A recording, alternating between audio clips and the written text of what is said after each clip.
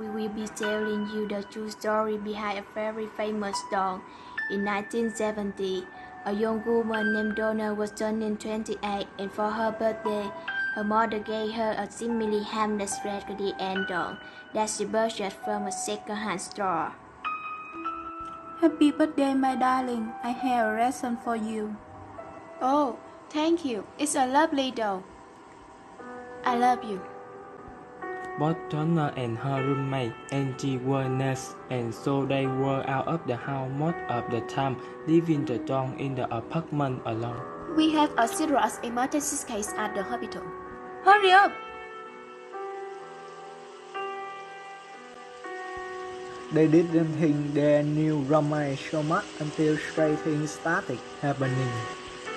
One night, after a long sleep, Donna came home to find the doll sitting on her bed and her room-in-law, which would have been perfectly fine if that was where Donna had left her, but it wasn't, and it still continued.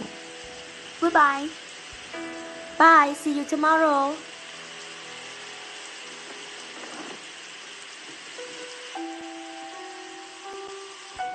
Both Donna and Angie were rational young women, and they believed there had to be a reasonable explanation for this.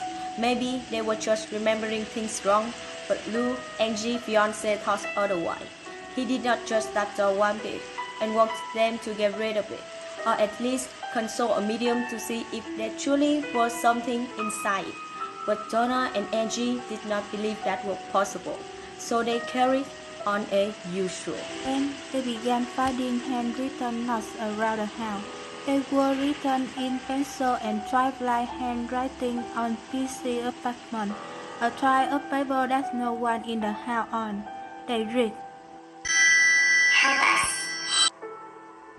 One night, Donna came home and found a mysterious red liquid on the doll hands the table, and it was coming from the doll itself. That's when the first that Donna and Angie needed to come to terms with the fact that there was something wrong with this doll. They wrote in a medium and performed a seance. A long time ago, before this apartment complex was built, there were a few on this property, and it was in here that the body of 7-year-old Annabelle Higgins was found, and it is this doll that her spirit now lives. She trusts you and just wants to be around you. Donna and Angie feel sorry for Annabelle and decide to let her stay in the apartment with them. Lou was not happy about that.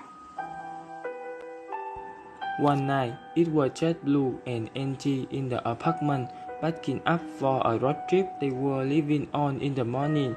Lou was walking to the kitchen and spotted Donna's room and heard softly coming from inside. Donna wasn't home, so who could it be? Lou threw the door open. There was nobody there, nobody human at least.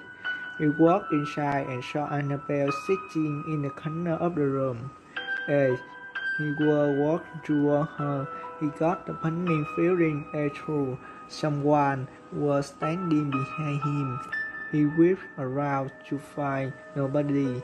He turned back to Annabelle and feeling punning again. But this time, on his chest, he lifted his shirt to find 7 distinct rats mashed into his skin. The following morning, they called a Reed, who then called Ed and Lorraine Warren, renowned demonologists. This doll is not possesses. Demon only possess human. This entity were using this doll to manipulate you, moving it around the house so you would pay attention to it, then tricking a medium to telling you it was spirits of a harmless young girl. So, what is wrong?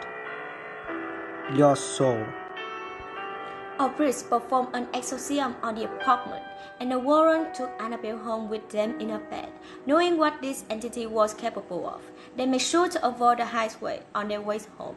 Seeing Annabelle would, no doubt, try to sabotage their ride, and they were right.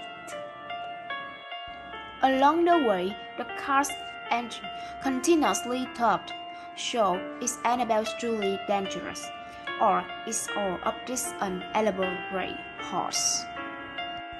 If you are the type who need to see to believe, you can actually visit Annabelle at the Occult Museum, a section of the Warrens' Connecticut home, where they store hostage relics collected from many cases. They were done.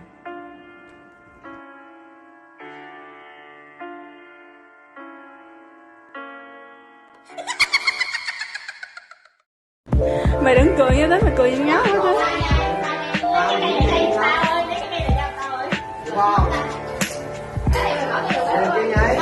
Được, được.